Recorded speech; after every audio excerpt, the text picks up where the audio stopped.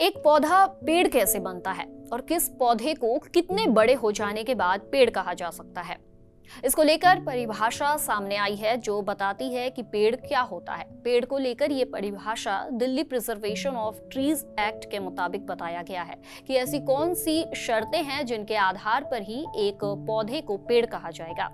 इसके मुताबिक पेड़ की ऊंचाई जमीन से 1 मीटर होनी चाहिए। दिल्ली वन विभाग ने जारी किए गए सर्कुलर में पेड़ों की एक परिभाषा को स्पष्ट किया है जो बताती है कि असल में किन चीजों को ध्यान में रखते हुए किसको पेड़ माना जाता है।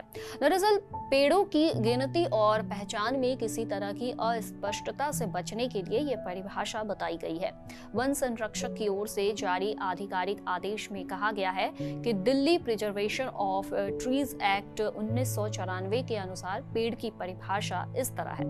ऐसा लकड़ी वाला पौधा जिसकी शाखाएं एक तने से निकलती और उसी पर टिकी होती हैं, जिसका तना या शरीर जमीन से 30 सेंटीमीटर की ऊंचाई पर कम से कम 5 सेंटीमीटर तक मोटा हो, जमीन से कम वो 1 मीटर ऊंचा हो। वहीं पेड़ लकड़ी वाला पौधा होना चाहिए, यानी ऐसा पौधा जिसका तना सख्त लकड़ी जैसा हो, उसकी शाखाएं एक ही मुख्य तने से निकले और उसी पर टिकी हो। पेड़ की ऊंचाई जमीन से कम 1 मीटर होनी चाहिए। इसका मतलब है कि कोई भी छोटा पौधा, झाड़ी या पतली टहनी वाला पौधा पेड़ की श्रेणी में नहीं आएगा। सिर्फ वही पौधा पेड़ कहलाएगा जो लकड़ी वाला हो, जिसका तना मोटा और ऊंचाई कम से कम 1 मीटर हो।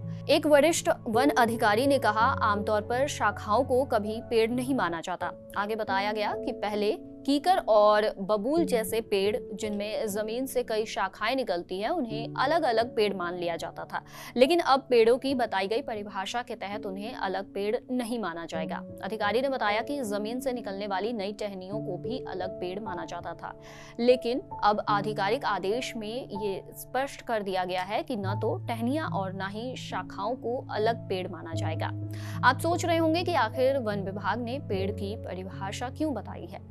दरअसल ये जानना इसलिए जरूरी है क्योंकि डीपीटीए के नियमों के तहत पेड़ों की छटाई के लिए एक तय नियम बनाया गया है। इसके मुताबिक किसी भी बड़ी दुर्घटना से बचने के लिए सड़क, रेलवे लाइन, मेट्रो, आरआरटीएस और फुटपाथ के किनारे की खतरनाक और बेकार शाखाओं को हटाना जरूरी है।